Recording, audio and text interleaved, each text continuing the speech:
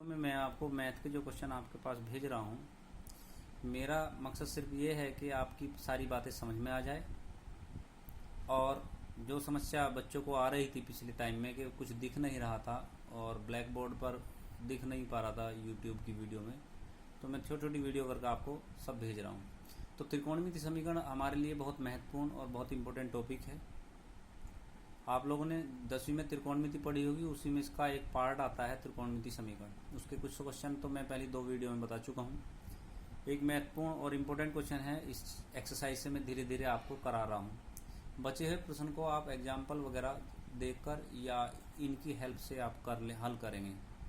तो एक सवाल है क्वेश्चन नंबर 10 एक्सरसाइज में, आप एनसीईआरटी में देखेंगे या कहीं भी आपको मिले, 4 sin की पावर 4 थीटा प्लस कोस की पावर 4 थीटा इक्वल टू 1। इसका हमें हल करना है, त्रिकोणमिति समीकरण में बदलना है। तो सबसे पहले एक समस्या हमारे सामने आती है कि इसमें यहाँ पावर 4 है, यहाँ भी पावर 4 है, इसको कैसे कन्वर्ट करें। दूसरा यहाँ साइन है, यहाँ कोस है, या तो समीकरण पूरी साइन में हो या कोस में हो।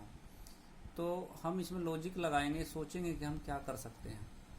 तो यहाँ 4 होने के कारण मैं इसमें कुछ नहीं कर पा रहा हूँ और यहाँ प्लस होने के कारण भी मैं कुछ नहीं कर पा रहा हूँ।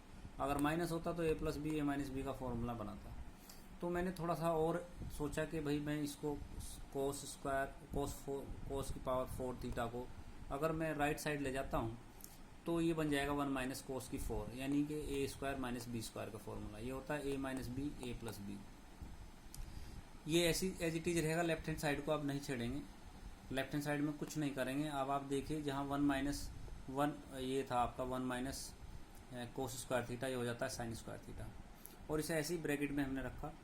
इसको मैं जो राइट साइड में जो पार्ट है, इसको मैं लेफ्ट में लेके आया हूँ, यानी एक तरीके से पक्षांतर कर लिया। इसे कहते हैं पक्षांतर करना। पक्षांतर करने पे हमें हुआ क्या कि यहाँ साइन की पावर 4 था, यहाँ साइन स्क्वायर था, इस पर कॉमन ले लिया। जब मैं कॉमन लूँगा तो यहाँ हो जाएगा साइन स्क्वायर थीटा और ब्रैकेट में हो जाएगा 4 साइन स्क्वायर थीटा माइनस 1 और अंदर minus cos square theta equal to 0। फिर साइन स्क्वायर मैंने थोड़ा सा और चेंज किया, मैंने इसको कोस स्क्वायर को 1 माइनस साइन स्क्वायर में तोड़ा, जिसकी वजह से आपका ये बन के आ गया 5 sine square theta equal to 2। अब हमारे पास 2 फैक्टर कंप्लीट फैक्टर बन जाते हैं। इसमें बन गया sine square theta equal to theta 0 या साइन थीटा इक्वल टू 0। तो ये हो जाता थीटा का व्यापक हल थीटा इक्वल टू n पाई, क्योंकि साइन का जो व्यापक हल का फॉर्मूला बताया था, मैंने बताया था theta equal to n pi plus minus 1 की पावर n इंटू एल्फा। तो एल्फा यहाँ 0 है, तो एल्फा की जगह 0 आ जाएगा, तो ये पार्ट सारा 0 हो जाएगा। और ये 0 होने के बाद आपका हो जाएगा थीटा इक्वल टू n पाई, यानी कि इस समीकरण को अगर थीटा n पाई रखते हैं तो पूर्ण रूप से संतुष्ट करती है। ऐसी दूसरा जो फैक्टर बन के आया था वो था sine square theta equal to this, यानी ये मान्य नहीं है, ये वैल्यू हम जानते भी नहीं है। Pi by sine square theta equal to root 2/5, ये हमने ट्रिग्नोमेट्री के टेबल में नहीं पढ़ा है, इसलिए इसकी वैल्यू भी हम नहीं निकाल पाएंगे। इसी में एक बहुत महत्वपूर्ण प्रश्न है, हमारे सामने बहुत सारी समस्याएं आएंगी बेटा, और उन समस्याओं में एक समस्या ये भी है कि आप इस तरीके की समस्या को कैसे हल करेंगे। तो आप देखिए, मैं ज़्यादातर सवालों को ऐसे टच कर रहा हूँ ताकि जो थोड़ा से एक्सरसाइज में अलग प्रश्न हैं, जो एग्जाम्पल से भी मैच नहीं कर रहे हैं, उनके अलावा मैं सवाल आपको करा दे रहा हूँ। तो इसी में एक महत्वपूर्ण प्रश्न आता है आपके सामने, वो है 13 क्वेश्चन। यदि tan cot theta equal to cot tan theta है, तो सिद्ध कीजिए कि pi 2n+1 sine 2 theta equal to 4, ये हमें सिद्ध करना है। तो इसे हल करने के लिए आप बच्चों कैसे करेंगे, सवाल बहुत महत्वपूर्ण है, अच्छा भी है। आपके सामने जो समीकरण दी गई है उसको बड़े ध्यान से समझिए कि वो समीकरण यहाँ tan दे रखा है, यहाँ कोट है, या कोट दे रखा है, tan है। थीटा का व्यापक मान निकालना, तो थीटा यहाँ है हमारे पास। जब थीटा यहाँ है तो ये चीज़ें हटनी बहुत ज़रूरी है, पहले ये चीज़ें हटाई जाए। तो इन्हें हटाने के लिए जब हम हल करेंगे तो आप लिखेंगे यहाँ tan cot theta equal to tan pi by two minus tan theta. लिख सकते कि नहीं लिख सकते? बिल्कुल लिख सकते हैं, क्योंकि आपने पढ़ा होगा tan 90 minus theta equal to cot theta. क्यों किया गया? जब यहाँ टेन होगा, यहाँ टेन होगा, टेन से टेन है, मैं यहाँ से हटा दूंगा। लेकिन यहाँ क्योंकि हम व्यापक हल निकाल रहे हैं, तो व्यापक हल का मतलब उसका पूर्ण हल, यानी कि पूरी समीकरण के किसी भी मान से वो संतुष्ट होता हो उसे पूर्ण हल कहते हैं। जैसे हम लोग द्विघात समीकरण में x के मानों को मूल कहा करते हैं, इसी यहाँ व्यापक हल कहा जाता है। एक ही हल से वो समीकरण संतुष्ट होगी, हो सकता है बहुत सारे हल ऐसे और हो सकते हैं।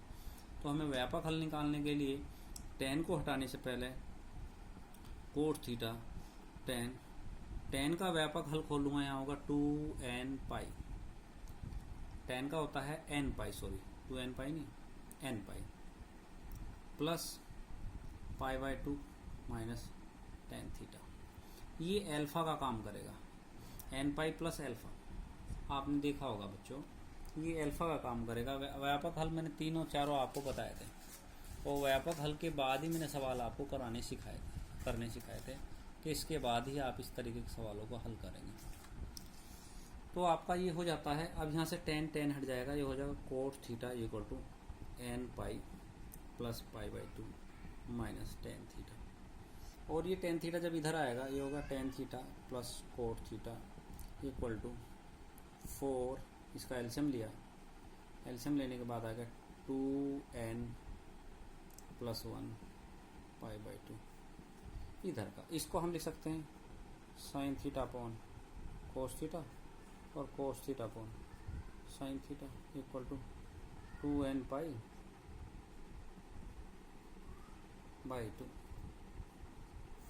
ठीक है बच्चों, इसको हम लिख सकते हैं sine square theta plus cos square theta upon sine theta cos theta 2n plus 1 pi by two by ये हो जाता है अपन 1 sine theta cos theta 2n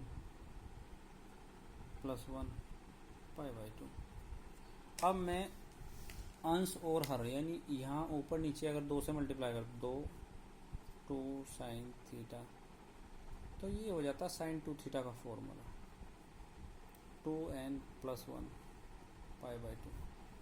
अब मैं अगर इसी क्रॉस करता हूँ, जैसे मुझे एलसीएम ऐसे इस तरीके से, तो आपका इसके साथ इसकी मल्टीप्लाई होकर हो जाता है 2n plus 1 pi sine 2 theta equal to 4। इसे हैंस प्रूव्ड कहेंगे, यानी इसे ही हमें सिद्ध करना था। तो ऐसे प्रश्न आपकी पहली एक्सरसाइज में होंगे। मैंने एनसीईआरटी की जो पहली एक्सरसाइज है, पहले टाइप के क्वेश्चन आपको समझा दिए हैं। अब मैं कल से दूसरे टाइप के प्रश्न आपके पास भेजूंगा।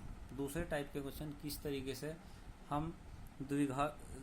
से हम त्रिकोणमिति समीकरण को हल करके उसका व्यापक मान निकाल सकते हैं। ठीक है बच्चों, पहली एक्सरसाइज को आप कंप्लीट करिए।